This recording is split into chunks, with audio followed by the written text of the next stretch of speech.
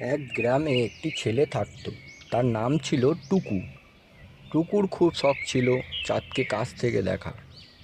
একদিন টুকু ছুটে গিয়ে তার বাবাকে বলল, বাবা বাবা, আমি চাঁদকে কাছ থেকে দেখতে চাই। এবার তার বাবা হেসে বললেন, আমাদের বাড়ির পেছনের জঙ্গলটা ঘুরে এসো, তাহলে তুমি জানতে পারবে পৃথিবীর মধ্যে সবচেয়ে বড় চাঁদ কোথায়। টুকুও উত্তেজিত হয়ে জঙ্গলে ঢুকে পড়ল।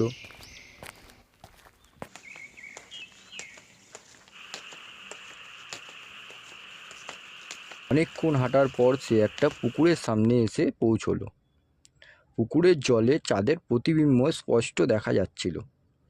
টুকু অবাক হয়ে দেখল, আহা, পৃথিবীর সবচেয়ে বড় চাঁদ তো এখানেই আছে। তখনই একটি বুড়ো ব্যাঙ জলের উপরে লাফিয়ে উঠল এবং বলল, ওহে ছোট্ট ছেলে, এটা চাঁদের প্রতিবিম্ব মাত্র, প্রকৃত চাঁদ তো আকাশেই রয়েছে। টুকু ভীষণ খুশি হলো এবং বলল, আসল চাঁদ যতই দূরে থাক, আমি জানি এখন সবচেয়ে বড় চাঁদ কোথায় রয়েছে।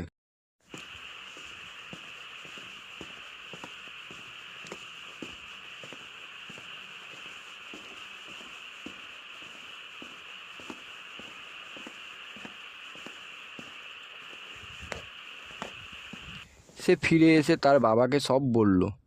তার বাবা বললেন, দেখেছো, সব কিছুতেই মজার এবং আশ্চর্যজনক কিছু লুকিয়ে থাকে, শুধু আমাদেরকে খুঁজে বের করতে হবে।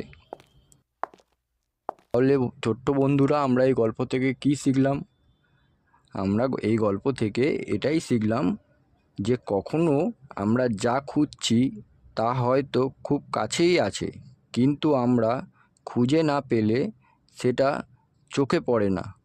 তাই আমাদের চোখ খোলা রেখে চারপাশের জিনিসগুলোকে খুঁজে দেখা উচিত।